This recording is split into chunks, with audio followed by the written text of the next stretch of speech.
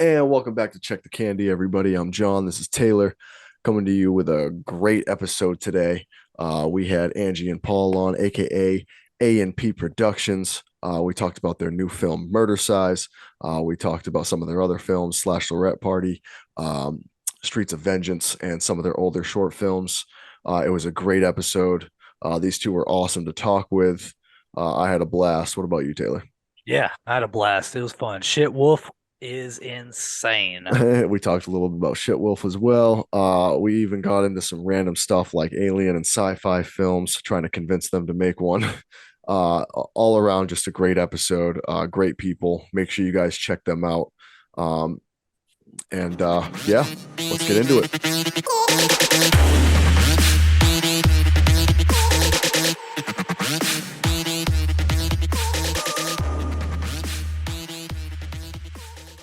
So I take my coffee in the morning to go to the bathroom with me, and John doesn't. He says it's gross, and I'm just like, so what do you think? Taking a coffee with you? Yeah, because I don't want it to get cold. Yeah. I don't I want already drink coffee, so I don't know. He You don't sticks drink it. it? He sticks it between his legs while he's going to the bathroom. Oh my gosh. Well, Keeping it warm. maybe that's why I don't have the problem because I drink iced coffee, so it's just gonna stay. Well, Yeah, you can leave it. Plus, I think my bathroom breaks are like super fast, so I don't think there's gonna be any like risk of temperature change in the amount of time I'm in there. So, oh yeah, she doesn't understand. I like the I long, don't understand, guys. you know. hmm I don't know what's going on in there. You guys are No. like rewriting like a new Yeah, novel, writing scripts, responding Yeah. to emails, handling business, like making actual posts, business. There you making go. video. Whatever you gotta do.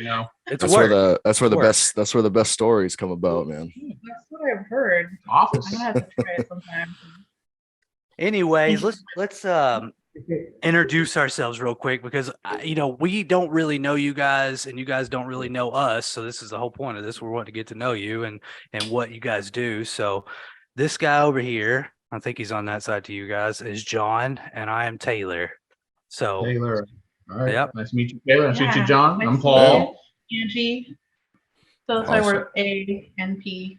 Nice. yeah all right, sorry, I've had a bit of a couple energy drinks today and I'm sweating my ass off, so just bear with me, okay?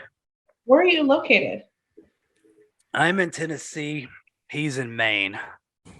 Oh my Wow. gosh. So you guys Yeah. are We're far kinda away. late.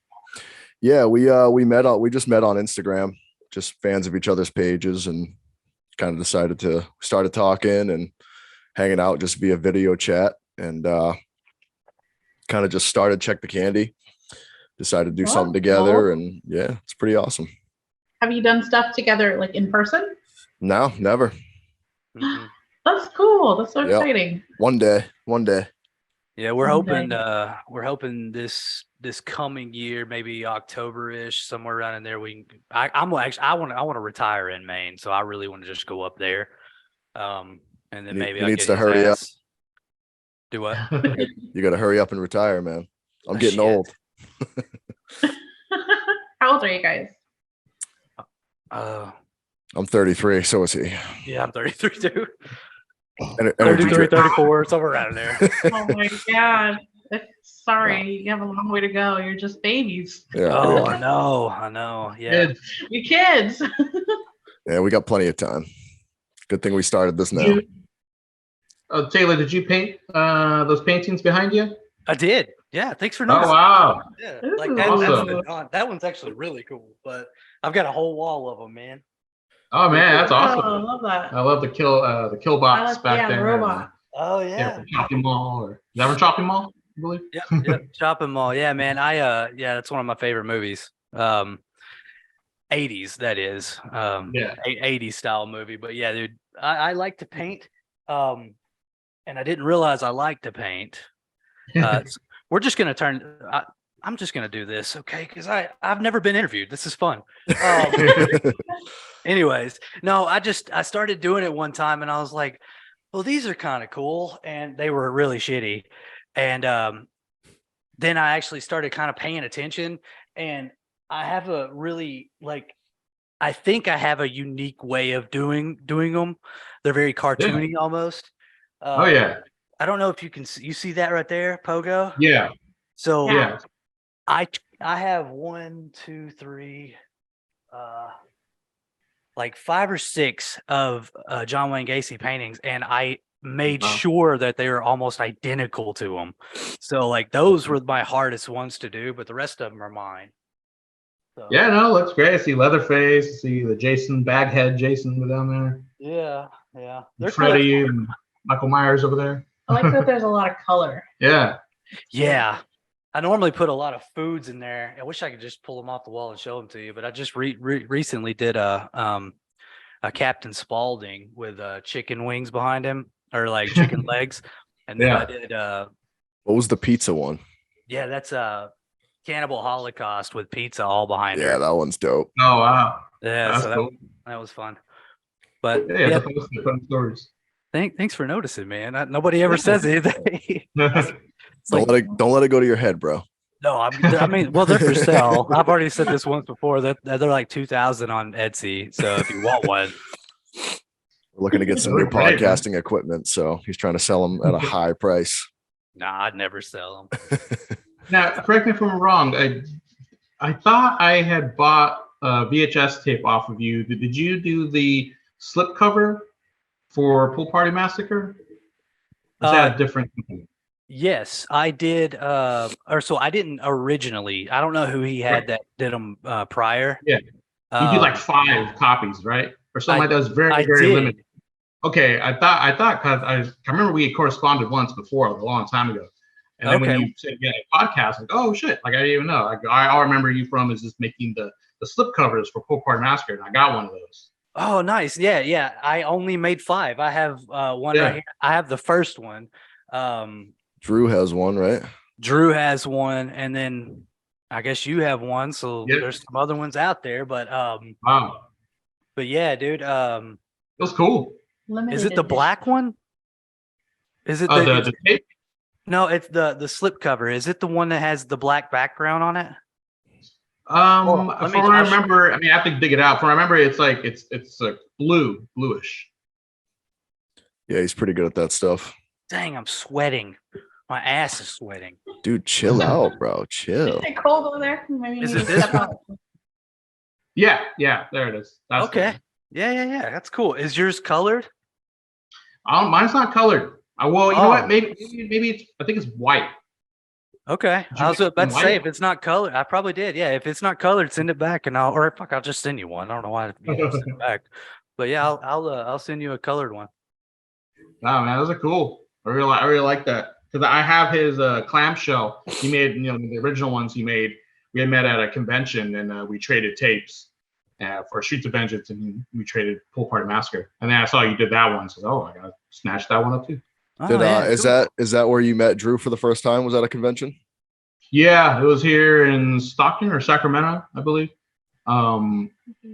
Sacramento? Yeah, I think it's one of the two. Yeah, it was a Sinister Con that we have over here every year, like twice a year, and that's where we met, like 2016, I think. And then it was just, hey, we're making movies. You should be in them. Because we had, I know he's told the story before, but like he had seen Streets of Vengeance. I'd seen Pool Party Massacre. We just kind of corresponded here and there online, and he was just going to be in the area, and he just reached out to me and said, hey, man, I have some space on my table. If you want to like put some of your stuff here, I'll get you like a free pass and stuff. And we said, yeah, of course. And he had one of our actresses kind of help him sell stuff too at his table. And that's the first time we met him, and super cool. I gave him a tape, gave him a DVD, he gave me a tape, and we just talked horror movies, and we just told him, Angie was like, yeah, we're going to put you in a movie one day. I mean, you guys have talked to him, so he's just a super awesome, like friendly person, super charismatic, and so funny. So we hit it off like really fast, and we're like, oh my gosh, we need to do something together. Even though we're both filmmakers, or we're all filmmakers, we still, he does his acting thing too. So we're like, oh yeah, you got to come on our thing. And he was like, definitely, I'm down. So we had already been working on Slashlorette Party, the story, but then we wrote him into it because we just wanted him to have a big part in that. Wrote that role after we met him. Yeah. Yeah, That's cool. that and Pool Party remind me a lot. They're kind of alike, you know what I mean? They have that same style together. They're both really awesome. I actually just finished Slashlorette Party today. Oh, cool. Cool. Dude, super Oh, cool. Loved it. I loved the Um, setting of the movie too. Just up at that cabin, you know, it just reminded me of home. Obviously, being in Maine, everything's, you know, all woods Yeah. up here. Where was that filmed? I was gonna ask the same. Crest. Yeah, Pinecrest, because where we live in Central California. There's a lot of agriculture around us. I mean, the Bay Area, like San Francisco and stuff, like that's like an hour and a half away from us. And like LA is like 4 hours away. Yeah. So we're like right in the middle. Yeah. And so we have a lot of mountains and hills around us too, fields. So like Pinecrest is only like an hour away from us. Pinecrest is like 2 hours. Left? Oh, 2 hours? Yeah. Maybe I'm thinking Arnold. So yeah, so we went into Pinecrest, which is nearby, not too far, 2 hours away. Yeah. To shoot that, which is in the woods. I mean, it's still, you know, it's not too remote, but you know, remote enough where we can shoot a horror movie and no one would be alarmed by the screaming and stuff. How long were you guys out there shooting? The first shoot we did was 3 days. Yeah. And we shot like 95% of the movie in 3 days. Mm-hmm. Oh wow. And then we went back the following weekend and shot for a day.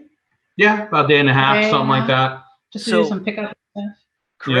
Correct me if I'm wrong, but I think you guys housed them all up together, right? For those 3 days, like everybody was together and get jiving, and was everything going well? Yeah, like the cabin we shot in, it's in the movie. We actually all stayed there, and we had some more cast that couldn't fit. So like a cabin like a few doors down, we had rented, and they just stayed in there, and then went to go home to sleep, and then in the morning they just walked back and came to the main cabin. The cabin that we shot in had like 3 bedrooms, and then it had a loft upstairs, and with all these little spots for like little sleeping bags or something. And we're like, oh, that might be weird. So if you guys want, we also rented a second cabin, and it had rooms and stuff. But everybody had so much fun shooting on location that even though they had a cabin down the street, they stayed. Right. And they just wanted to watch each other's scenes. So some people went over there to like kind of get their stuff and change clothes and stuff, but mostly everybody was crashing at the cabin. They hit it off so fast that they're like, oh, I'm just going to crash here. Do you guys care if I crash here? And everybody, it was they like, just picked a spot on the floor. Yeah, it was like a big old slumber party. Or a little cranny or whatever. Yeah, big sleepover. Hell yeah. Cool. That's cool. That creates great camaraderie for the set. You know what I mean? Yeah. Makes the movie better for sure. I mean, I feel like if you're not really into deep diving into movies and how they were made, I'm like a huge nerd for like behind the scenes stuff, and I watch all the extra features and all that stuff and all my favorite movies, and that's the kind of stuff that you learn about, you know what I mean? And it's cool to hear that.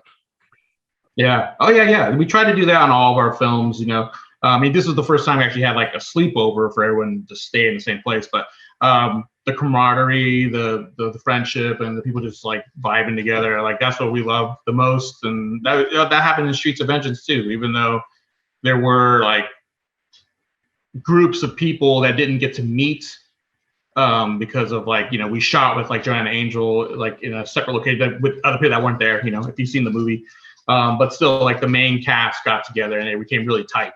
And then we had like a big premiere and everyone like got together, and so yeah, we like to create little families. And the same thing with the latest one too. So that's awesome. we want to talk about that, but we'll get into Hell yeah, we do. So like with it's just you guys, right? Like you guys are the set, right? Like you guys do all the filming and the mics and everything, right? We started out that way. Yeah. We both went to film school. That's where we met. But our first stuff, we didn't have like a goal, or we weren't aiming for anything. It was like years ago. So we just made a lot of little short things, and then short things started to get longer and longer. And then we made our first feature, second feature, third feature. We were doing all that stuff together, just us. And Paul would do the camera, and I would like be running behind him with the microphone. But it wasn't until we did Streets of Vengeance that we brought in one of our friends from film school, Dan Zampa, and he took over the cinematography on that movie. Right. Because that was when we were finally starting to kind of like get a little bit bigger and take on a bigger project. And then we're like, oh, this is fun. We could just like do this again. And it takes so much off of us. Yeah. So the next thing, Slashlorette Party, Dan came back and shot that movie too. And the microphone was either done, it's either usually Paul or me, or once in a while, if there's an actor who has like an interest in the tech stuff, the gear, sometimes they'll stand in and hold like a microphone or something. But this new project that we just shot, we teamed up with some other friends from school, and they did the cinematography this time. Carlos and Gabby did the sound for us. They have like background in that, and that just took even more off of us this time. We're like, oh my gosh. It's been a progression. It's been a progression because like the first ones, like you said, were just run and gun, me and her, you know, and it just became a time where it just wasn't feasible. And so now we are starting to expand our crew, and the next one we're gonna have to have even more crew, which is like for us, you know, really alien for us because we just do it ourselves. But that's pretty much it. It's been for the last like 10, 12 years, just either just me and Paul, or just me, Paul, and Dan, just 3 of us. And then this last project was the first time there was 4 of us. Yeah. But that's like max. Yeah. How about actors? How do you guys go about getting actors? Do you have people, is it your friends, or are you doing calls, or how do you do that? Yeah, when we first started out, it was some friends. I mean, we didn't really know too many people because after we got out of film school, you know, there was like a hiatus. We didn't do anything for like 6 years from when we got out of film school to when we started, because just, you know, life stuff, getting jobs, finding a place to live, all that kind of stuff. And I didn't have equipment. And it wasn't until me, like around 2010, that me and my brother went in halves on a camera, and that was like a HDV camera, a mini DV, and that was expensive back then. And so then we started like doing like, you know, music videos and stuff, and we started meeting people around the community. And we met a couple of young people that were actors at Tomato Junior College, at the junior college around here. And we started going to their theater shows to scout actors. So we would watch them in the plays and then approach them afterwards and, you know, hit them up and tell them about our projects. Like going shopping. Like if you go to the local plays, you can be like, ooh, I like they have a really cool look, or they did really good, or like, oh, they would be perfect for this role. And then, I mean, it's such a small community as far as like the acting and theater crew in the town here that like they will love to just get an opportunity to act. So just talking to them after the shows, they're like, oh yeah, I'm definitely interested. I just want a chance to keep acting. So initially, like our first big string of people that we met was through plays. They were acting in shows in town here, and then they agreed to like sign on to our movies. Yeah, that's how it was for like the first 5 years. And it wasn't until we started doing Streets of Vengeance that we started to expand and like reach out to like, that's when we first reached out to Ginger Lynn Allen to be in Streets of Vengeance, and reach out to like Joanna Angel, Alexis Amore, you know, like to start to expand it. And then when we did Slashlorette Party, that was the first time pulling someone from what we would call like the indie horror film world, which is Drew. He's very, very famous in that world, I mean, extremely. So we pulled him in, and then, you know, we brought Ginger back, and we liked that experience of using more what we would call non-local talent, because, you know, everyone here, you know, is from our hometown. Right. And then with Murdercise, the new one, we started pulling more people from outside of the talent pool around here. But at first we did like build up a nice big team of people, just local people, and they're all, honestly, they're from everywhere. I mean, even though we found them in a play, a lot of times that was their first time acting. So it's not like they were super experienced actors. We all were kind of coming to this new and kind of like learning together and finding our styles. Yeah, all amateurs. Yeah, and we've pulled people from all kinds of random places. So we've had like coworkers from our day job like come in and play little small roles. There's been people at like restaurants that we go to all the time, and we think they're like, we hit it off because they know us because we go there so much. We're like, oh yeah, we make movies, blah, blah, blah. You should be in one. And that's happened a couple times. Yeah. Oh, so wow. we've like had people from all over the place, like friends we just met like through Instagram comments, like, oh yeah.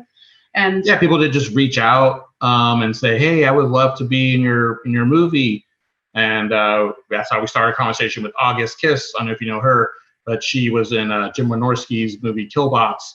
She's in Murdercise as well. She just reached out to me from, she's in Canada, and she was like, hey, I would love to do something, your 80s movie, because she just liked the look of it. Yeah. And we said, all right, if you're going to be in the States, let's set it up. Yeah, she's like, she's like, I'm going to be in California these dates. And we're like, we'll write something. Like, let's make it happen. Yeah. But for the local people, we tend to work with the same people over and over again. And I mean, the community here, like I said, it's pretty small. So word of mouth really spreads amongst the acting community, theater community. So if people had a good time on our project, a lot of times they're telling their friends like, oh my gosh, you guys have to do a movie with them, or check out this movie I was in. And then people are like, oh, how do I get in on that? So thankfully, like once we started getting like more projects under our belt, the word of mouth was really what helped us, because then people started actually coming to us. Yeah. But started seeking us out. We don't really do auditions or casting calls, just because it sucks when like people show up and they're like really excited and you're like, oh man, they're like not really like what we're looking for, and you have to like tell them like, like you didn't really, it's not really like what and so we haven't really found people. I think we've only done that once. Yeah. And it didn't really like work out that good, so we're like, let's just not do that. It was all right. But yeah. That must be cool. I mean, that's cool for the actors too. I mean, especially for the theater community, who's like, oh man, these people actually care about what we're doing. That's pretty awesome. Angie, Devin and Jasmine. you had a coworker that you worked with, right? She's been in a couple. Is that correct? Is her? There's two of them that are named the same names, right? What's the name? I can't remember. I was listening to your podcast. Oh, well, Adriana, yes. There's two of them, right? There's two. Adrianas. Yeah, and I thought they were both in a film or something like that you guys like Cinco de Mayo or something maybe, or they were both in Mexican Connection. Mexican Connection, that's right. Yeah, okay. That's like our first. We made like there's a little short film that's part of Cinco de Mayo. That's right. And so they were both of them were my coworkers, and they're both named Adriana. Yeah. Because I remember you talking about that, and I'm like, well, how do you tell them apart, or not tell them apart, but like it's called one Adriana, one Adri. Yeah, one goes by Adri, the other goes by Adriana.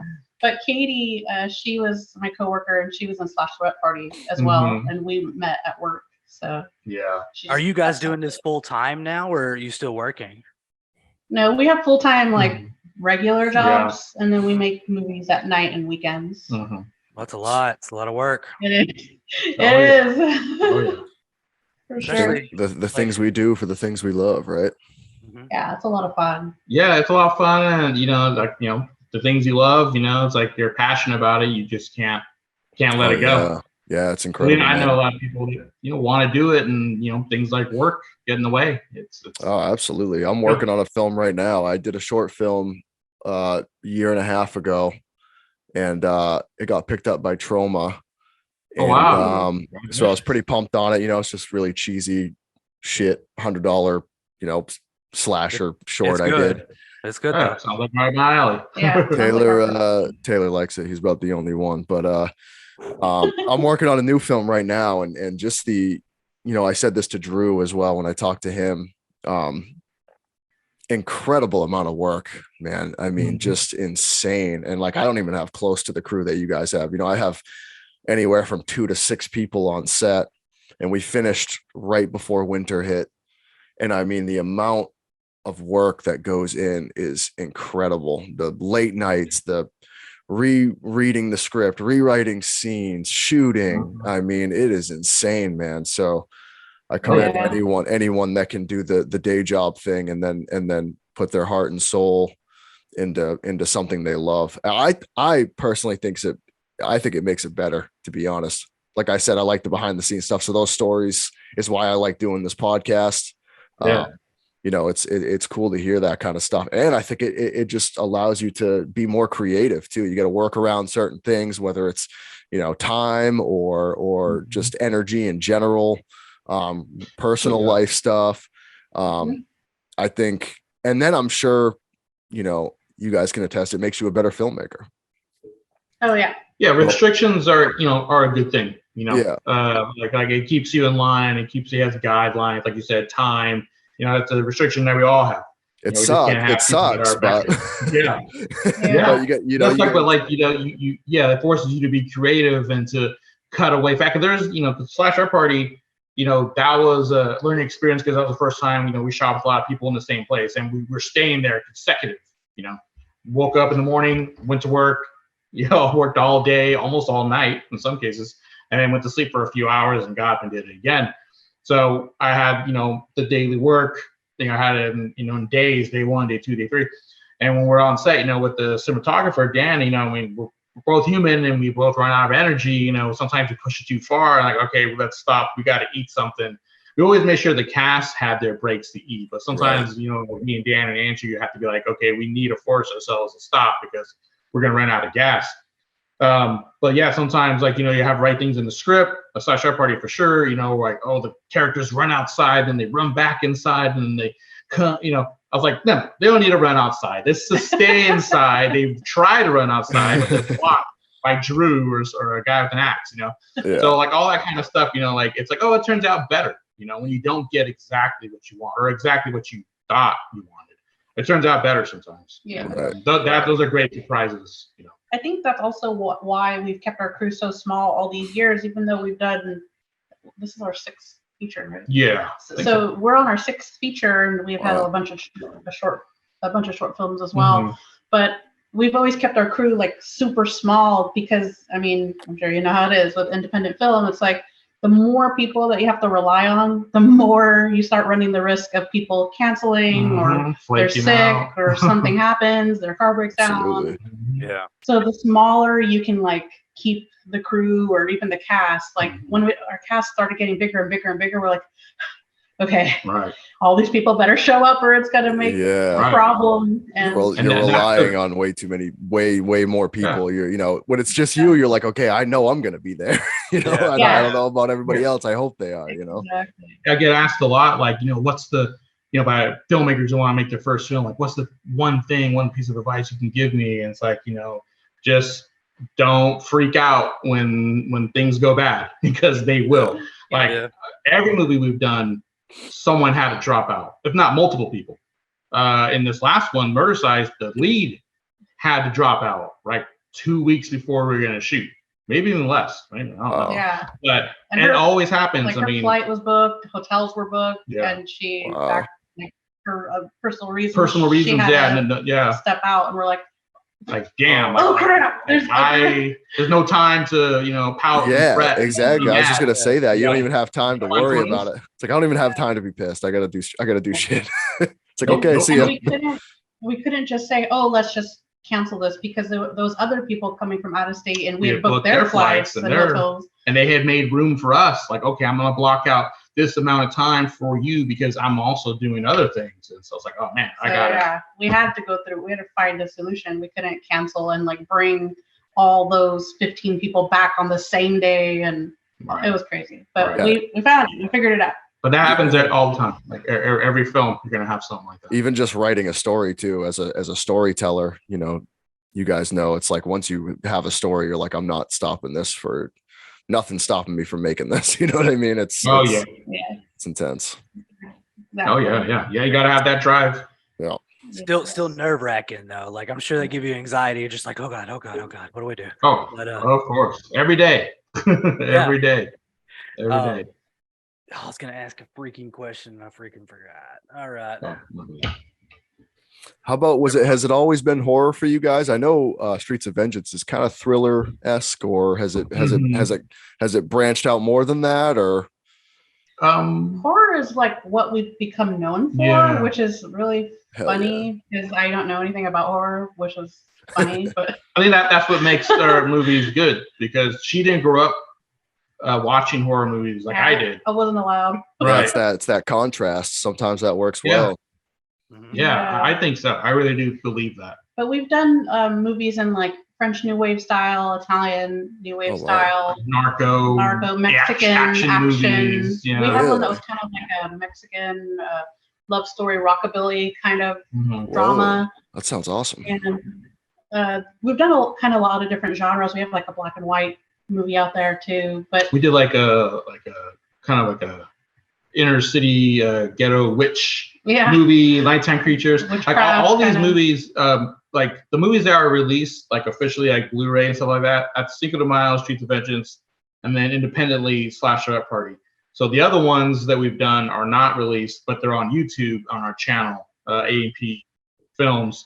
And that's our Narco movie, and then our black and white movie and French movie. Yeah. That's where you'll find all of our other like short films and other feature films. But Well, I'm checking that features shit are out for mostly- sure. Yeah. Oh man, yeah, thanks. The features are mostly slasher horror. Yeah. And Yeah, that I happened by watched- accident. I watched Cinco de Mayo not too long ago. Oh my god. Oh wow. Angie, First one. I seen you in there, Angie. You were Oh my doing god. well. That was me. Hell yeah, dude. That's sweet. I gotta check those out. That's why I love doing this Again. podcast too, man. Like Oh. finding out. I didn't know you guys did, smaller stuff like that. I gotta check out the YouTube Yeah. page. Yeah, and Tubi, Slashlorette Party, Cinco de Mayo, and Streets of Vengeance are all on Tubi. Is it? Yeah. That's where I watched. That's where I watched Slashlorette, and I got halfway through. Funny, I got halfway through Streets of Vengeance, and then got food poisoning Oh the shit. He next really did. day, and I was like, "Oh damn it!" Then I Yeah, had and to I watch was my like- I was like- son, and I was like, "I can't watch it. I gotta make sure I pay attention." So I was like, dude, just watch it. And he was like, I can't. I'm like, just watch it. But Oh, man. honestly, that's where I was gonna go. So Streets of Vengeance, I loved it, and I like Slashlorette Party too. I've had a hard time saying that for some reason. he's Um, dyslexic. I am dyslexic. But Streets of Vengeance, man, that like Drew told us about that. I didn't realize that was you guys. I've seen that like on Tubi and like suggested and stuff like that. And just like hundreds of other ones, I just almost about to click on it and I'm like, well, I'm gonna go to bed or I'm gonna do something, but I finally dude, that movie is awesome. Like I really do like that movie. What were we getting it mixed up with? The Linda Blair, Oh, yeah, Savage it was Streets, Savage Streets. Streets. Yeah. Yeah. Has that feel, but like, Yeah, that was a mixed up. definite inspiration. Savage Streets was a big inspiration. for Yeah, us. hell yeah, that movie's Well, great. I didn't see the All Night Long girl at the beginning of Streets of Vengeance in Slashlorette Party. Mhm. Is that over? Is that a done thing? Because I know that was at the beginning. I think it was Cinco de Mayo too, right? Yeah, she Yeah. started in Cinco de Mayo, then we continued to Streets of Vengeance. We were going to bring her back for Slashlorette Party. I actually have a script that was written for Slashlorette Party, and we had talked on the phone and stuff. We just couldn't make it work with our schedules because she doesn't live around here anymore. She lives in Los Angeles. And like they were like about 4 or 5 hours away. So we just couldn't make it work. And I was like, well, I'll go ahead and just release it, Slashlorette Party without the All Night Long. But Slashlorette Party is where it started because Streets of Vengeance, has the Slashlorette Party fake trailer there. So we wanted to continue, that tradition. So we might bring it back for something else in the future, perhaps Murdercise. I still haven't ruled it out. Okay. But I don't want to make any promises. But yeah, All Night Long was so fun because we love. Well, she wasn't allowed to watch it, but I was allowed to watch USA Up All Night with Ron DeShear, and those are the movies that shaped me, as a kid, basically. Yeah. So I know you didn't really watch. You said this earlier. You didn't really watch horror movies, and you were into like Disney. Is that what I listened to the podcast a little bit, or like so you went from Disney to where you're at now? How does that feel? It's Quite the very journey. weird. And everybody that knows me personally is like, you make horror films? Because I'm like Hello Kitty. Miss like pink everything, girly girl, Hello Kitty, like the typical kind of girly girl. Also, my mom was like super overprotective when we were growing up, and she was like only kid friendly stuff, and she monitored us, so she wasn't about to let any questionable material show up on our TV. You couldn't even watch The Simpsons. Yeah, we couldn't even watch Simpsons because It she always was like, comes full circle. Comes full circle every time. Yeah, exactly. Because Bart Simpson had a bad attitude towards his parents, and she didn't want us to be influenced by him. Disrespectful. Yeah, My mom so, said the exact same thing. Like I wasn't allowed to watch The Simpsons either. Wow. And do you love them now? No, I like Family Guy. South I like Park. Family Guy and South South Park. Park, and yeah. it always American pushes Dad, you but- towards it is what I'm saying. You it's just natural to rebel, you know what I mean? But I love that contrast, man. It's like opposites attract. You have this, I don't know, like when it comes to like setting, like sets, stuff like that can, like, you can have, if you have a different mindset, like when it comes to sets and the way the story is told, that can have a huge impact when you're not looking at it from just a horror perspective. Oh yeah. Sometimes when I'm filming, I'm like, okay, I can do it like this movie or like this movie. And then I kind of have to take a step back and be like, man, it'd be really cool if I had someone else here to be like, well, this comedy movie or this, sci-fi movie comes from this angle, and this would be kind of a cool way to shoot it. So it's kind of just a cool way. I like that idea. Yeah. The thing is, like we always say, like, she's able to ground all my dumb ideas, Right. Like I am pulling from all types of different places, and sometimes they can get very convoluted and confusing and messed up. So all my references don't work on her. She doesn't even know what I'm talking about. All that matters to her is, does it make sense in the story, and does it look cool, and is it fun? Can we pull it off convincingly? So all my other, like you say, like artistic illusions and references, they just go out the window. It doesn't matter. Once it gets down to concrete, like shooting the movie, does this make sense? Can we pull it off and make it look good? That's all. I think that's why he also like tries to take advantage of my brain too, because he tries like, oh, if you had to do this, murder scene, like how would you kill this guy or whatever? Because I haven't seen any movies, so I don't have any kind of like influence that I'm going to be copying something, because I haven't seen any of that. That's such a cool dynamic. Like on this new movie I'm shooting, I had a friend he's into horror movies as well, but it's kind of like when I write or, try to do a scene, I'm like, I think of it like a map or a GPS where like, I take this really weird side road that, when it's like, 15 minutes longer when you go this way, you know what I mean? I'm like, that would be really cool and creative. And then he'll be like, yeah, but if you just do it this way, it's just as effective and it's way more grounded and concrete. You know what I mean? And I'm like, yeah, it's like that, that works too. And I sometimes forget that. I'm like, I try to get really intricate with shit. And, I think anyone who likes to write or tell stories kind of has that devil angel thing in their brain where it's like, I could go this way and make it this really weird, long, go through the scenic. I go the scenic route all the time. It's like, sometimes you don't need to go the scenic route. You just keep it straight ahead, take the highway, and you're going to get there 10 minutes faster, and it's going to be just as cool. Right up the middle. I mean, honestly, that's why we've made feature films, because everything he has written, he's like, this is going to be a short. And I'm like, you don't know how to make short films. Right. They always turn into feature. He's like, I added one more scene. And it's like, okay, this short film is now 30 minutes. Like, you just might as well make a feature. That's what happened with Cinco de Mayo. It was supposed to be first it was supposed to be a trailer, and then I wrote too much, and I made it into a short. And then I was like, you know what? We're almost at a feature. Let's just make this our first feature. And that's when we did the wrap around with All Night Long and added some new kill scenes and stuff. And it's like, all right, let's just make it an actual 70-minute, something like that, feature. But I think you guys, like, it sounds like you have the thing Paul has where it's like you guys are really creative. So there's just like all these ideas coming, and having someone to help you like organize them and like kind of trim the fat and be like, okay, trim the fat. This trim would be the good fat is a perfect example. Because it can get wild, and I could see you guys get wild with it too. Yeah, and you can get lost in your own mind, which is a good thing. I think, but it is good to have that ground, where you can trim the fat and be like, hey, this is just as effective. Because like another thing I wanted to get into, especially with Slashlorette, I was telling Drew this as well when we had him on. The cut kill scenes I just love out of like indie B movies, and you guys did a lot of that, obviously, where the axe swings and you really can't show the whole axe going into the head, you know what I mean, but you just cut to it.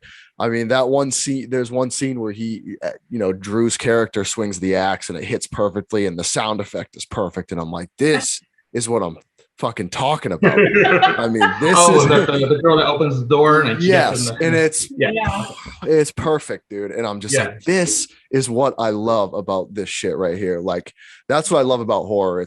There's this sense of comedy to it.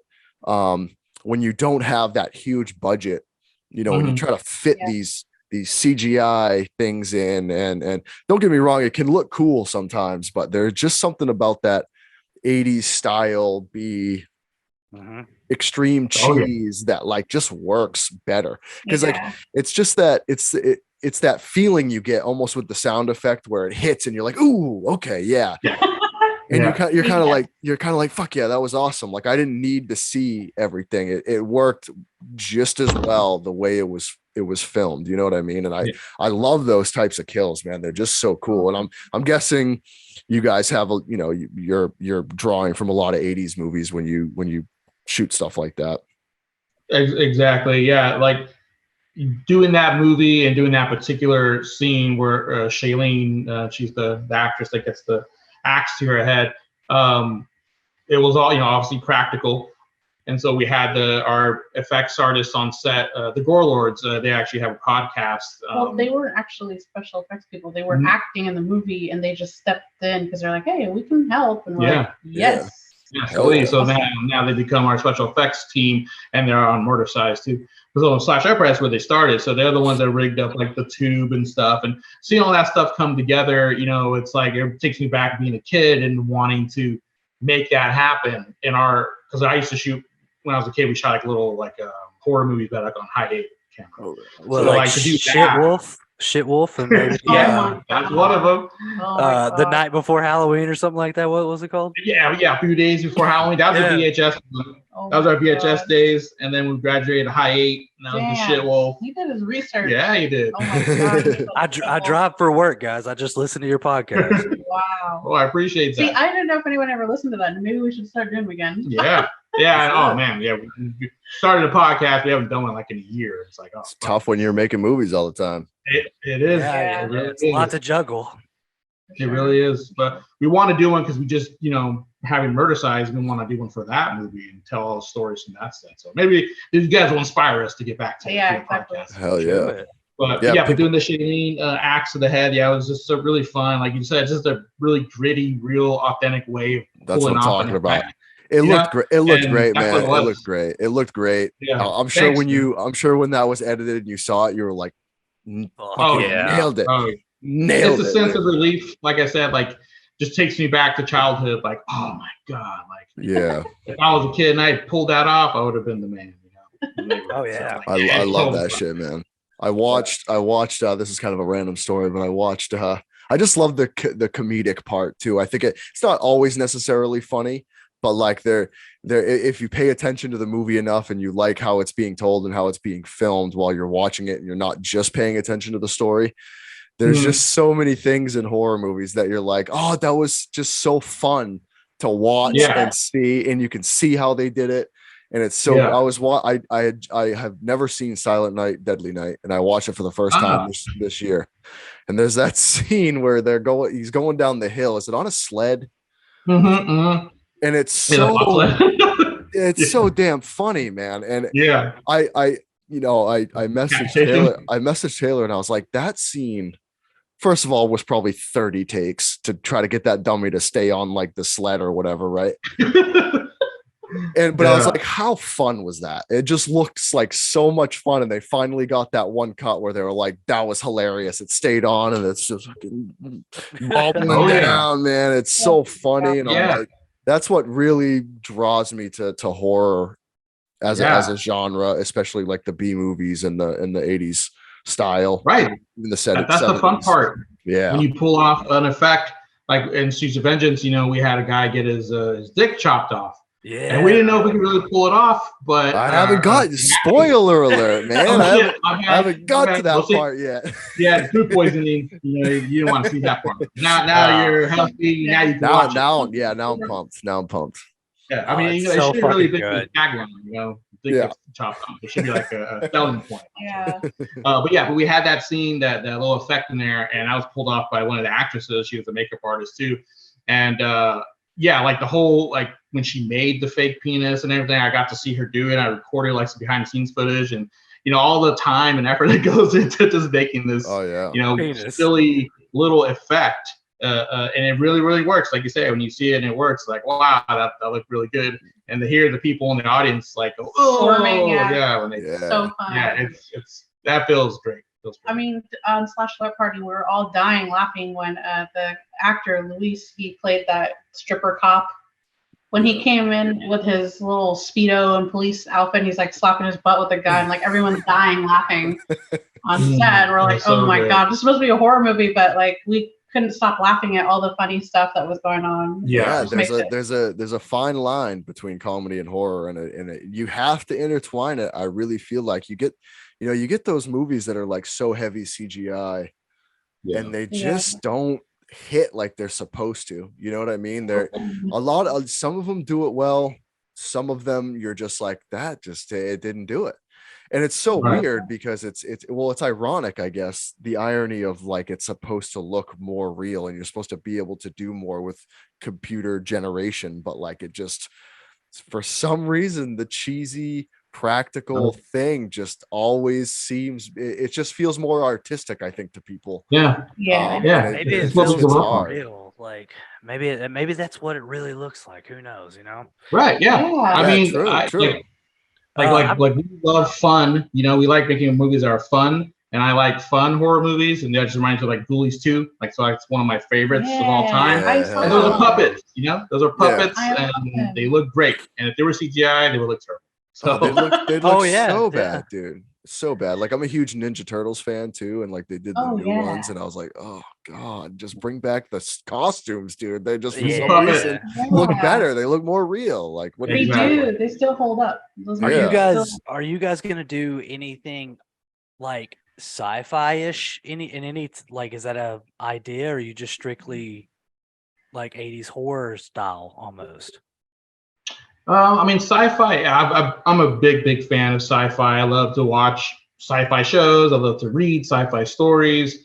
I just don't have the confidence to pull that off because it takes a lot of like real science to back it up, and I'm too dumb for sci-fi. I mean, like, and poor. Yeah, like, I mean, like, I love reading like alien stories and stuff like that, and that's the type of, like, I love 80s horror, but I love 80s and 90s sci-fi as well. we do a segment on our YouTube channel called Check the Candy Unwrapped, and because we get into like conspiracy theories and like aliens and monsters and ghosts and shit, so we're really into that as well.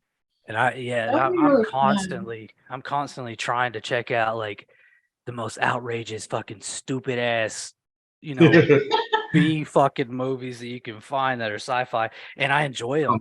They're so bad, but they're so freaking good. Like, they just, because you get these newer ones, that are like The Arrival. And I liked it, but I'm just like, man, like, I'm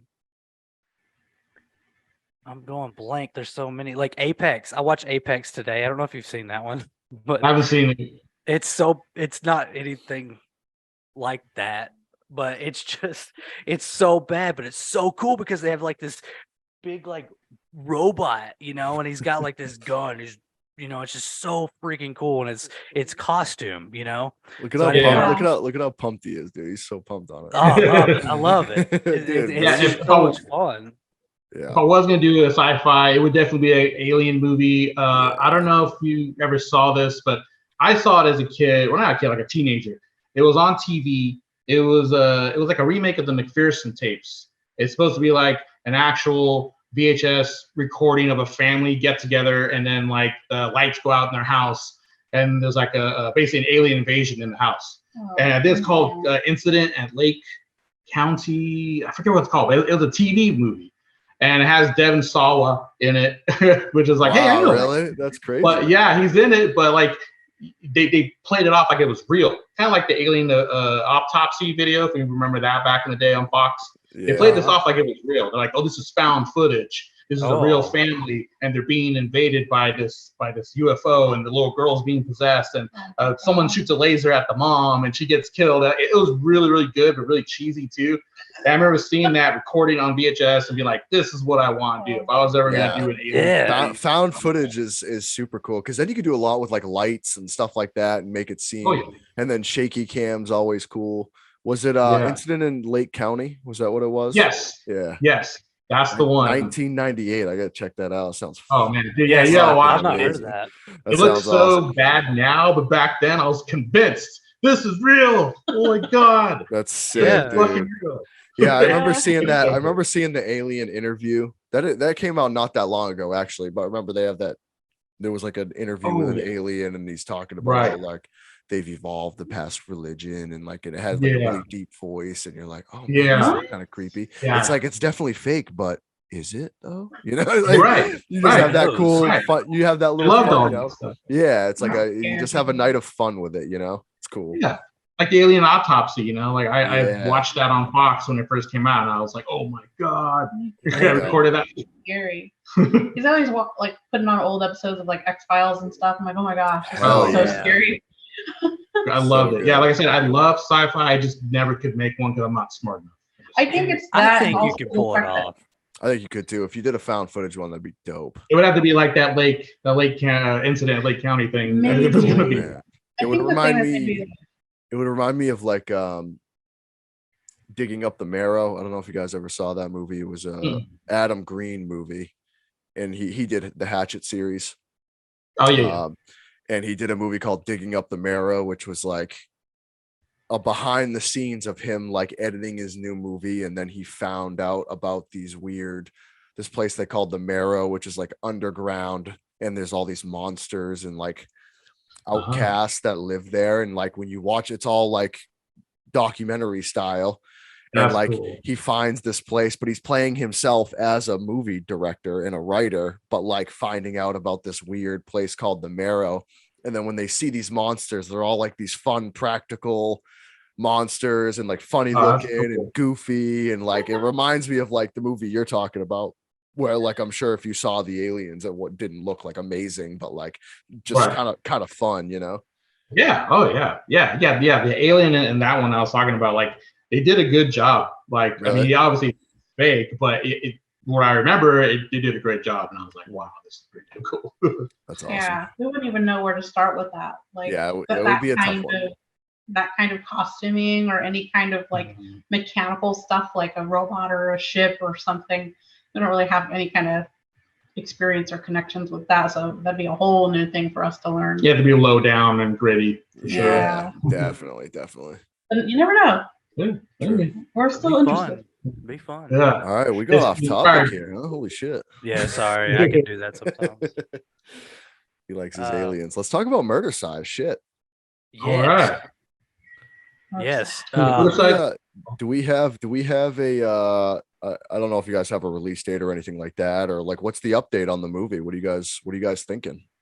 So right now it's looking like, I mean, we've said like spring, summer. Right now it's looking more like early summer.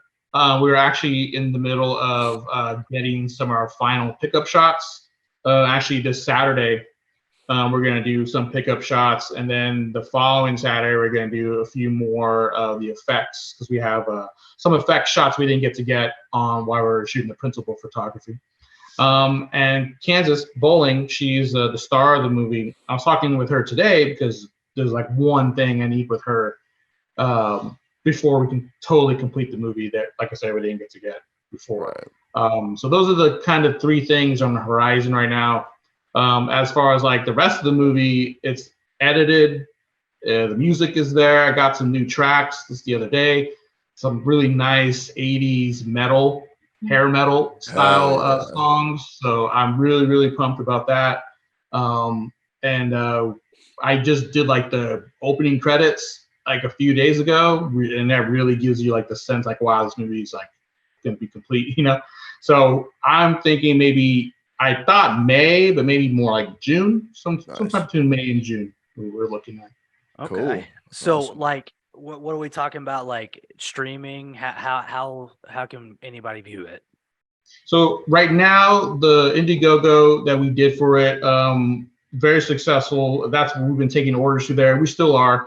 I'll probably close it at the end of this month, and then once it's closed, I'm just going to be fulfilling all the Blu-ray orders, DVD, VHS tape orders, all that kind of stuff. And so it won't be available to the public or anyone else outside of Indiegogo for a little while. Okay. I do want to do a couple premieres either in our hometown or in San Francisco or Sacramento, the big cities around California. We've been invited to a few other film festivals, so I might do those throughout the summer. But then eventually, once, I don't want a huge festival run because I don't really anticipate a huge festival run, just with my luck in the past with other movies. And I will probably but I will make it available for purchase on our store or Etsy store and submit it to streaming platforms through Film Hub. And hopefully that will be done, either in the middle of summer or by the end of summer. Then it'll be made available for everyone else. Okay, cool. And you said this was a way bigger cast and crew. Yeah. Our crew is bigger because we, like Angie said, we had a cinematographer and a sound person, which is the first time for us. So, and then the crew, the cast is pretty much the same size as our other casts, except now this one featured more people, out of the state. So we had Jessica Flux. She was in their movie, so we had to, fly her in. Kansas Bowling as well. She's not from here. Well, she bounced between Nevada and here. Drew Marvick and then Ginger Lynn Allen as well. So this one featured more people from outside of our normal circle. Yeah. August too from Canada. So it featured more people outside of our circle. So it made it a little bit, the landscape is bigger just because we have people from outside filling in these roles. But I mean, they fit right in with our crew. Everyone loved working with Jessa and Drew. And, of course, everyone loved Ginger. They just, like, people that had not met her before, meet her on our set, and they immediately love her. They become her best friends. We're like her best friends now. And it's so weird that we're friends. It's just, we just love her to death. And then that's what happens. Like I said, when they're on our set, people who are not from our community or our state, even, they just become part of the family. And I'm really glad that everyone just got along so well. Yes. Cool. How about so this, I don't want to make this question complicated, but from where you started to where you are now with Murdercise, do you keep, I'm not saying like a physical checklist, but how have you progressed as filmmakers and writers compared to where you started to where you are with Murdercise? Do you feel that this is like your best movie, or do you feel in any type of way about it? Is it more creative? Is it your biggest leap yet or anything like that? Or do you feel like you just kind of stayed consistent? Good question. Yeah, you want to answer first? You want me to answer first? I guess, okay, I'll answer first. Okay. I don't have any kind of like physical checklist, but it's more of a mental. I think we kind of do like a little breakdown after we're done with a project. We kind of talk about like the parts that we liked. Like, we liked how this went. We liked how that went. Mm-hmm. Okay, that we're never going to do that again. Mm-hmm. So we kind of break down like the pros and cons after every project, and we've like shifted every project. We've tried to like apply what we've learned and not do the stuff that we know doesn't work. So do I think, I mean, obviously our goal also is to get better and better and better every project. We're not really like okay with, oh, it's fine, like just leave it the same, like consistent. Not that there's anything wrong with that, but we just like to challenge ourselves to like branch out more and try to do like work with more people outside of the town, or maybe try a little bit more as far as like budget, or try a little bit more as far as special effects or whatever. And it doesn't always work out. Like I said, every project's a learning experience. Even with this project, I mean, would I say this one's our best one? I don't think so. No shade to our project, but I just think like, because this was the biggest one we've done to date financially, it just brings up a whole bunch of not issues, but new experiences. scenarios, new experiences, scenarios that we've not encountered before. And that's something, again, we're going to be taking with us on the next project. So I think our best project is still in the future. But this Good one, answer. we've never raised. That's a good answer right there. It is a good answer. We've never raised this much money before, and we were very careful about what to do with it because it's very easy for that money to like disappear. And our main priority is always the people that we work with. So making sure that everyone gets paid. I think maybe other filmmakers might not, have as much respect for that route as us. I think a lot of filmmakers would rather put the money into the budget of the film as far as like effects or whatever. Yeah. But we tend to put the money more towards the people, like paying them for their time, paying the cinematographer, paying the actors, feeding them, housing them, like buying all their wardrobe, all the props, like all that stuff, so that nobody has to worry about anything. We want them to just show up. Everything's ready for them. They don't have to ask any questions. I mean, they can, but we want it to be as easy as possible. So a lot of our money goes into that, like making sure they're good, they're taken care of, and they're not just eating like top ramen for 4 days. So there's that to consider. And there's also the fact that like this project required so much that I wasn't expecting, I guess. I'm not. That this is the first time we realized, like, okay, next time, if we want to do something this size again, we need an assistant. Like, it's just getting to the point where if I have 10 girls that are like, I need a tampon and I need a bobby pin and do you have a Sharpie? Do you have socks? Do you have this? Do you have this? And I'm trying to be like at the camera. It's impossible. It's all the little things. So hard. Yeah, there's all these little things and they're like, oh, who has the key to the bathroom? Or can I go to the store really quick? Or can I do this, or can I go? It's like, where's the food? Where's the drink? So we need somebody, like we're at that point now where we're like, oh, we're not going to waste time or money on hiring someone to do that. But now I think if we want to be better, like we have to start outsourcing some of that stuff because we're so like, we got this. We'll do all the jobs. We'll do all the roles. Yeah. But if we want to be like the best, not cinematographer, but if we want to be the best directors, to be like watching everything that's going on in that frame, we have to be there watching every minute that's being shot, and it's just too hard, like when we have like all these people that you're trying to manage. So I think we learned a lot on this project, and I think like it's going to be really good and fun, but I also think that the next thing is going to be even better. Hell yeah. And like from my perspective, because I wrote Murdercise and I wrote it at the same time 2 other scripts. And those other scripts, one of them's OnlyFangs. It's like a 90s vampire movie. I've seen that, yeah. Wrestle Babes and the Heavy Metal Demon Massacre. It's like a wrestling demon movie.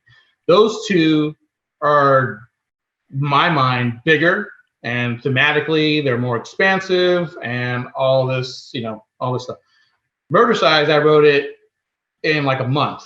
And I did that intentionally because I was like, I don't want to spend 2 years like I did on the wrestling movie. And I spent 1 year on OnlyFangs. I was like, okay, for Murdercise, before the end of 2022 or 21, I'm going to write this movie in 30 days. And I just want it to be fast and quick.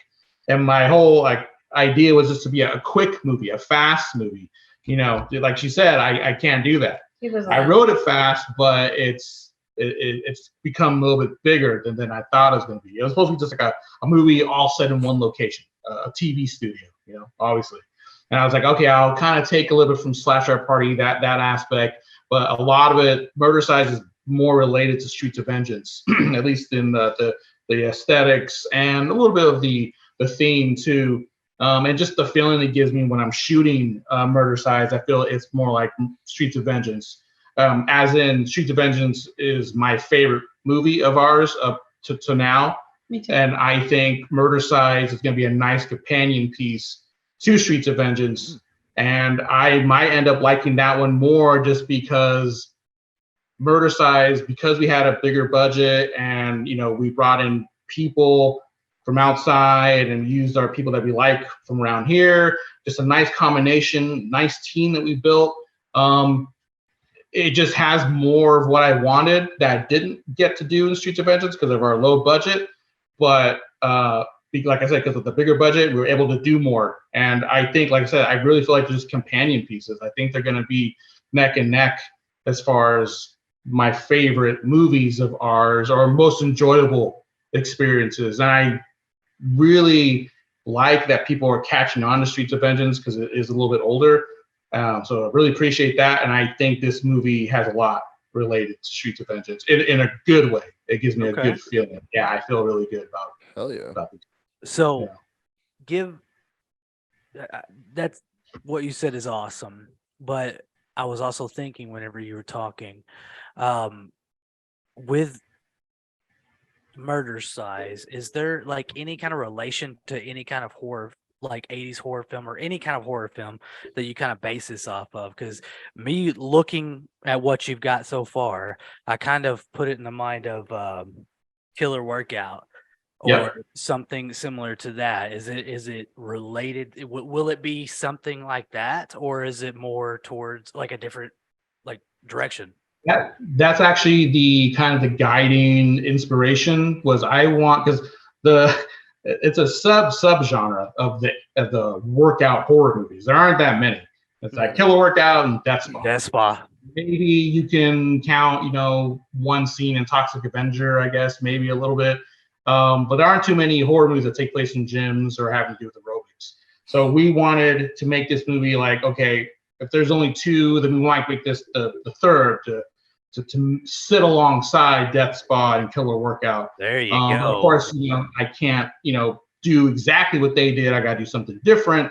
So I brought in a different element. I did a lot of research about Los Angeles serial killers. I really love Sleepaway Camp Part 2. Sleepaway Camp 2 is a really big favorite of mine. It's just a fun horror movie. And I was like, that's what I want to do. I want to do something like Sleepaway Camp 2. It's just really fun, and you have these really crazy characters and really cool deaths. And so Killer Workout, Sleepaway Camp 2, I think are the two biggest influences. And then it's not a horror movie, but Aerobicise. It's this workout program from the 80s. I don't know if you remember, right? Friday the 13th Part 4. At the very beginning, the EMT guy, he's watching it. Yeah. He gets his neck cut off.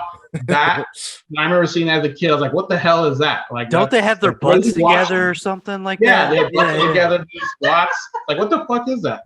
And then later, I found out, it's this thing called Aerobicise, and I ended up finding the VHS, and I found it on YouTube and stuff. So I was like, okay, yeah, I kind of want to do a movie like what would the production of something like that, and then murder start happening on that set. So it's like a sleazy workout video being made by this low budget, low rent outfit, and then murder start happening. So it's like that was the kind of the basis of the. Did you ever watch? I think it was called Slashdance. Is that the name of it?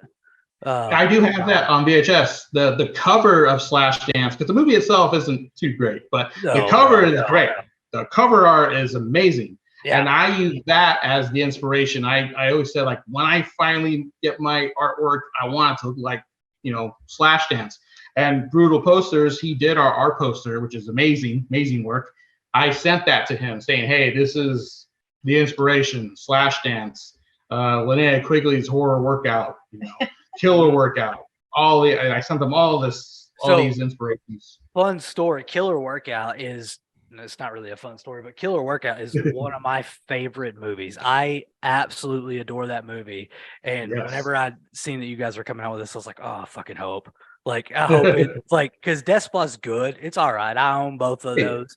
I had Slashdance, but, I got rid of it. I didn't like it. Yeah. But I have to agree. Are you talking, so you was with Slashdance, are you talking about the artwork on the VHS, or are you talking about like a different poster? Oh, the VHS one. Okay, so like the underboob thing. Is that what you're talking about? Yeah. Like two girls, one with the shotgun, dude, it's the killer. other with the guy. It's so like iconic looking almost. Like when you see that's the reason why I wanted that movie, because I'm just like, this is a very, very cool poster. Yeah. Like, or just like art in general. Exactly. It is a piece of art. It is art. Oh yeah. Plus it's cool. Plus it's cool because it's like I feel like the whole movie itself, and even if you're talking outside of horror, like there's plenty of like 80s movie scenes in general that are like workout, that all of that is kind of a play off of anyway, like Jamie Lee Curtis and Perfect and like all that kind of stuff, obviously, you know what I mean? Exactly. It's kind of cool making your you making that genre a thing, you know what I mean? Which is really cool as well. That's what I think about is stuff like that, where I'm like, oh, that was so big in the 80s. You see those scenes. Yeah. I mean, American Horror Story, I think, did a play on it as well. They did 1985 or something like that, 1989, something like that. They did a whole season kind of based off like a summer camp, and like the whole first like couple episodes were based on like a workout slasher type thing. And wasn't that based off Richard Ramirez? It was, yes. I thought so. So you mentioned something about serial killers. That's what I'm into. That and sci-fi, like I love it. And cool. So that's super cool that you did that. I appreciate that a lot. You know. Taylor's written a short as well, kind of based off serial killers. So I'm trying to. He's written it and he's given it to me, and I'm going to try to shoot that. Hopefully this coming summer. Yeah. So he's really into serial killers and stuff like that. My wife is so, and she's pushed her ways onto me, and that's it's scary. I mean, it's truly terrifying. Once you really deep dive into these people and the brains of these people, you're just like, what? Like this is some crazy shit, you know. So Night Stalker. Yeah. It's crazy. Yeah. All those guys, all the guys who were all operating at the same time in the LA area, you know, toolbox killers and the freeway killers, and you know these just really deranged people. Yeah. The one that I sent John is loosely based off of Richard Ramirez, and I'm I hope he does it, man, because I'm super pumped. I'm gonna do it all like POV style. It's gonna be fucking sick, man. Oh yeah. I'm gonna finish this movie first, though. That's scary. That's gonna be so that sounds sick. Yeah, it'll be awesome. I'm pumped. Plus, he did a good job writing it. The second he sent it to me, it was like he did like a kind of like a basic outline of a script, and I was like, I can see this in my head like as I was reading it, which is I guess what you want from a screenplay or a script. Yeah. You know what I mean? So. Oh yeah, that's so nice, John. It's the first time you've told me this. It's very nice. No, I wrote that on the way to Florida. Bro. I listened to a classical. I like when I'm driving. I like to listen to classical music, and there was one that come on, and it like I don't know. It just snapped with me, and I was like, this is creepy. Like this is, and then you know I was. And we were incorporating that as well.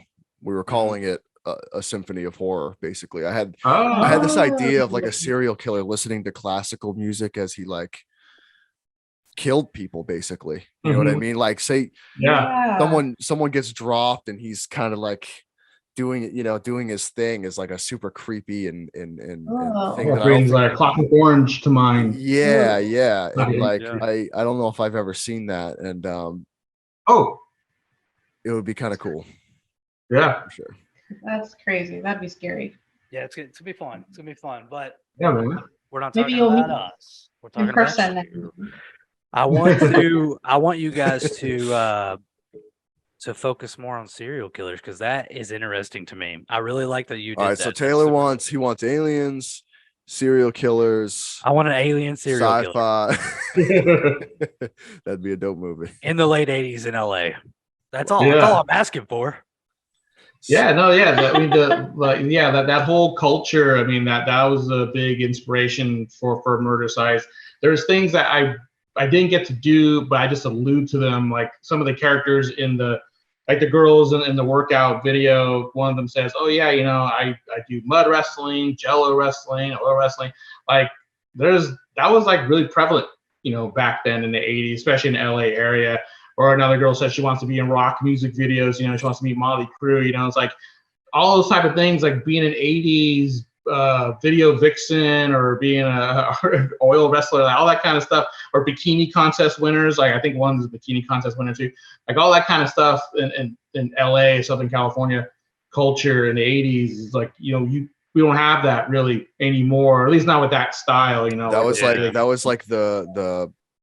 that was kind of like equivalent to like going viral now, probably, you know, right? Like that was your way of kind of getting out there and being like, I was in that video, and I was on the hood. I was on the hood of Whitesnake's car. Yeah, exactly. That's I have a VHS. I think it's just called Rock Video Girls. It's just like an interview with like Becky Mullen and like other women who are like in these 80s hair metal band music videos. So like a lot of that kind of stuff, like I thought this is really lost, you know, on people and young people nowadays. They don't really know what that's like, and that would be kind of cool to bring that back into this movie. And a lot of people who work with are really young, so they have no idea like what the hell I'm talking about. I think we're like brilliant, like coming up with this new stuff. It's like, oh my gosh. Like, nope, just stealing from the 80s. We're just, oh gosh. And I would send them stuff and send them reference videos so they can kind of get the gist of like what's happening. What is this? This is awesome. So they're like, yeah, like, well, when we did the costuming, like the girls didn't understand, why would you put leg warmers over your tights? Oh my gosh, yes. When I did like, are you supposed to put them underneath your tights? Yeah. That was the whole thing when we did the costume. One of the girls, she was starting to put the bodysuit on first and was going to put the leggings on top. I was like, no, you got to put the pants on first, and then that's not how it goes. Yeah. Like, why? Why would you do that? Like, I don't know. And then because it looks cooler. And it's like, I know that's 80s. And then the leg warmers too. They're like, do you tuck these into your socks? I'm like, no, they got to go over your shoes. Like, oh goodness. This is the aesthetics. This is the 80s. A lot of education. I was going to ask you guys about the wardrobe, like, because it's hard to find that shit, you know, like, how did you make it? Did you go to Goodwill? Where'd you go? You know, what happened?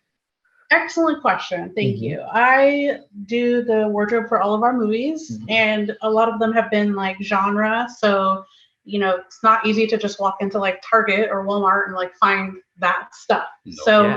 I think, again, this is where it comes in handy to have like a girl involved with your production, and for sure. It could be a guy, but if he's like super into fashion and knows where to find that stuff, not me. But it's not him.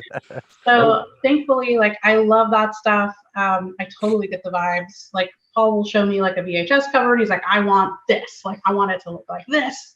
He'll show me a poster or show me like a clip from a video or something, and I'm like, oh, say less. I got you.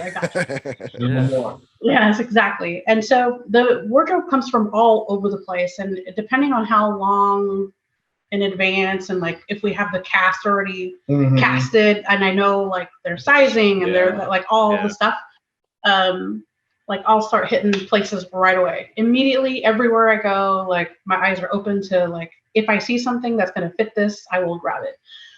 Usually there's not just like one place. Usually I'm going to a lot of places to try and find all the pieces. So a lot of stuff's online. A lot of stuff is like, there was a couple of pieces from Target, but you wouldn't be surprised. And this particular one, actually Slashlorette Party 2 as well, there was stuff that I went actually to a vintage store and like got a couple pieces from vintage, but it's like a little bit from everywhere. And a lot of stuff online. I found this like eBay stuff. Some eBay stuff. I found this shop online on Etsy, this person who does like 80s kind of inspired clothes, and you can order to like the size of the person and stuff. So I've found a lot of different places. The stuff is like from everywhere. That's hard to do though. That's very, it takes a lot of time. A lot of work. That's not easy. It's attention to detail too when you're doing a movie like that, where you really are trying to bring a certain vibe and a certain feel to a movie, even aesthetic wise. You know what I mean? It's attention to detail is super important. Especially with one like this right here. Just from what I've seen from what you guys have posted, like it's very 80s, and it's very hard to come up with that. Like I thrift all the time. That's all I do. I work and I go thrifting. And you don't see that even in thrifts.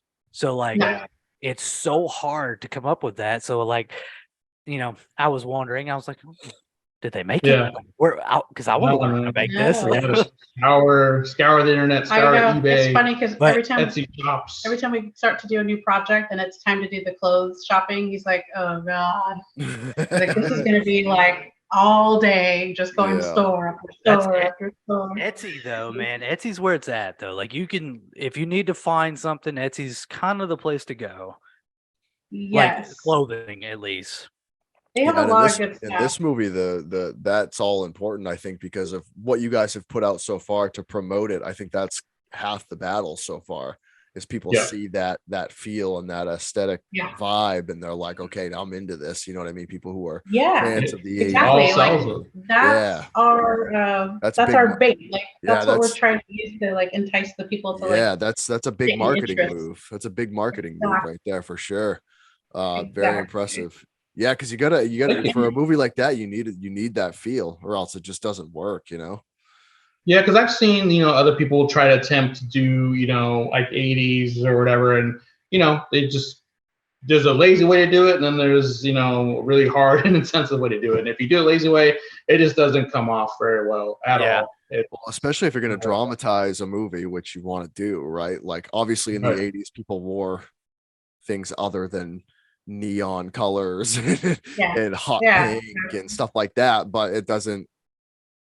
It just doesn't feel the same. It doesn't dramatize the story at all. So that's a really important piece, and I think it's a really important piece that you guys have marketed super well. Not to mention, obviously, with the movie, it's gonna make it look great. I really feel that way. So I'm thank you so much.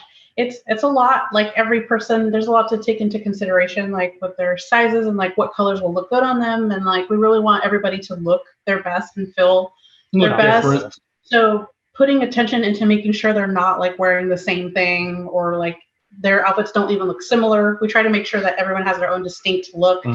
And that is also through like not only what they wear, but their accessories. So like their little belts and their headbands and their bracelets and like all that stuff, trying to mix and match until we get it. Like we provide like literally everything, like even the shoes that they wore, everybody's shoes were purchased. How about the hair?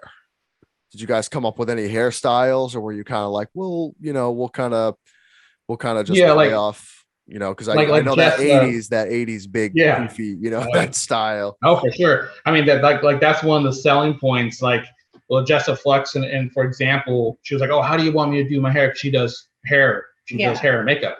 And we said big 80s. I think I sent her a picture of Rhonda Shear. I was like, it's got to be big. Big wavy hair. Get the poof going. Yeah, there's another girl who she's super into the 80s, and she does a lot of like 80s kind of style modeling, and so she's really good at that feathered big hair. So she did her own hair. A lot of teasing.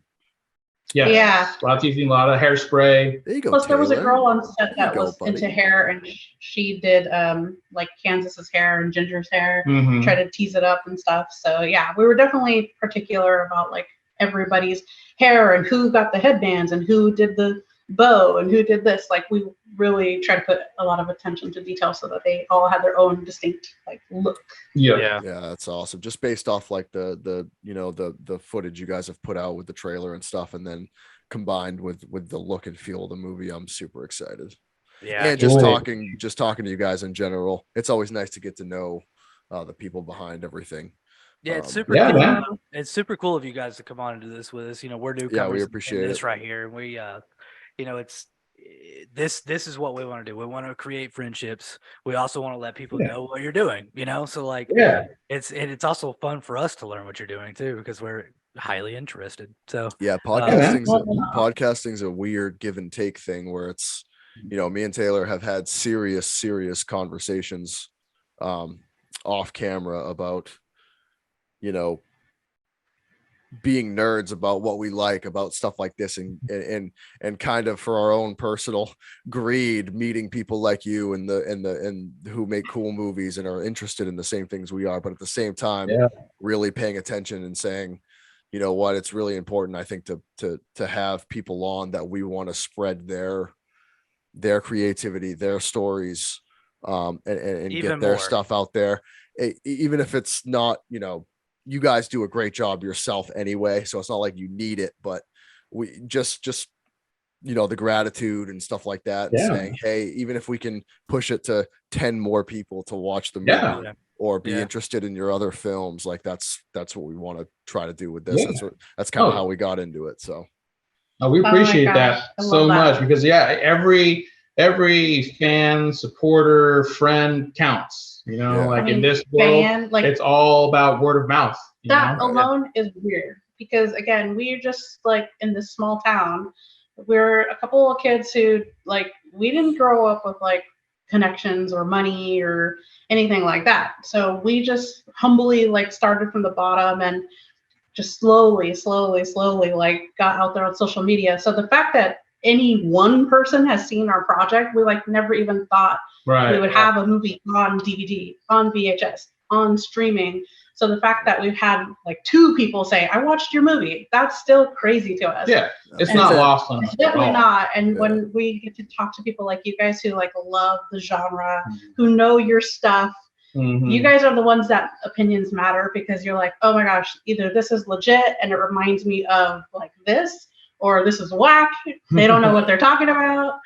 So but you we're guys so are grateful. Yeah, we're making it for guys like you and guys like us. You know, we're the people that we're making the movies for, like for us to enjoy it, because you know we have a love and a passion for this type of filmmaking and these kinds of movies.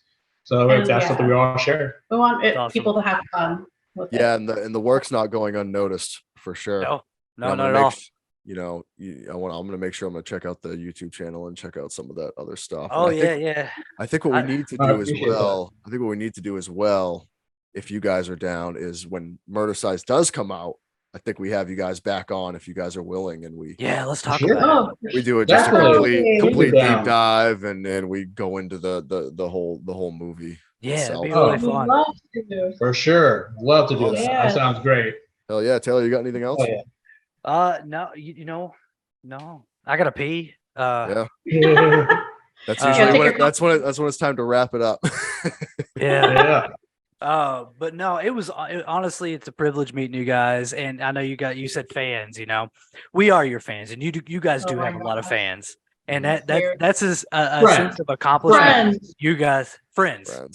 Let's say friends. Yeah, it's a sense of accomplishment that you guys should be honored to have. Like that's very cool, and I commend you for what you guys have done and what you're continuing doing, and hell yeah, I look forward to possibly, if you guys are down, to do another one after Murdercise comes out, because I would love to talk about it. We're definitely down, and I'm looking forward to your guys' projects, man. I definitely want to see them come out. I can't wait to hear more progress on that too. Yeah. Cool, man. Good. All right, guys. Great. Well, thank you very much for joining us, and we'll catch you guys later.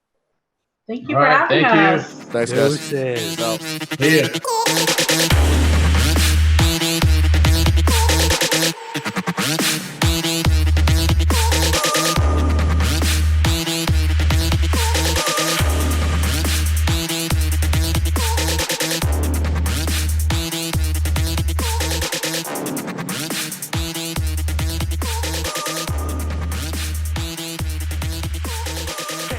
So what the heck, rock the discotheque. Can't hold back, so what the heck, rock the discotheque.